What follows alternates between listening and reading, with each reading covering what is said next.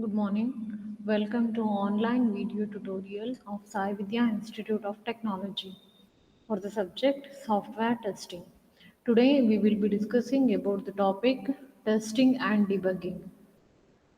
So what is testing? We know that it is the process of determining if a program has any errors.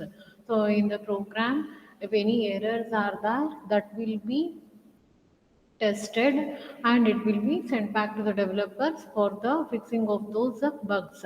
So that is called as testing. So it is the process of determining if a program has any errors. Then, what is debugging? So, when testing reveals an error, the process used to determine the cause of this error and to remove it is known as debugging. So, we know that in the testing, we will be determining the errors in the program and the identifying the or determining the root cause of that error and to remove it, that process we call it as a debugging. So here there is a diagram which shows you a test debug cycle. So here we shall discuss what this diagram depicts. So there is a input domain. Input domain is nothing but it is a set which consists of all the possible inputs for a program. So from that input domain, you will be giving the input data. You will be getting the input data so that you will construct the test input by taking that input data. Next, once you construct the test input, so how you will construct it? One thing is you will get that input data by looking into that. You will construct the test input, and you will use this test input for the operational profile. So this test input will be used to create the operational profile, and also we'll use the test input to test plan. So in the test plan we need this test input, so we will make use of this test input there. Next, once the test input is constructed, so you will execute the program. So what is the once you construct the test input, so out of that you will get the test cases, right? So you will get the test cases. By looking into the test cases, you will execute the program. So once you execute the program, you will get an output from that. So that is what we call it as a behavior. You will be able to observe some behavior from that program. So now you will check whether the behavior is as per the expected behavior. In the sense, you know that by looking into the program, you know what should be the output. That what you will write in the expected output, right? So you know that what the programmer should the program, what the behavior should the program exhibit. So now you will compare that behavior, whether that behavior, observed behavior, is as per the expected behavior.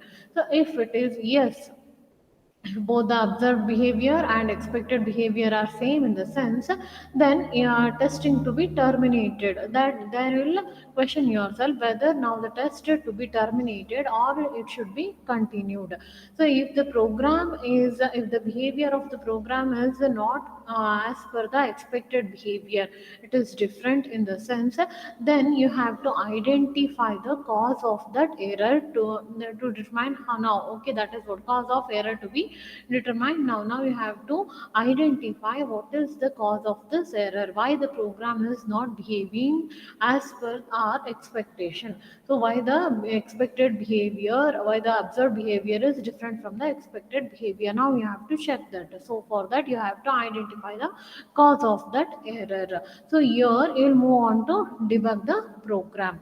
Now here you got that expected behavior, right? Now you have to check, now you have to question yourself whether testing to be terminated or not. So if the testing is to be terminated, then you will go for the test report preparation, that is file the test session report. If not, then you go for construction of the next input, test input.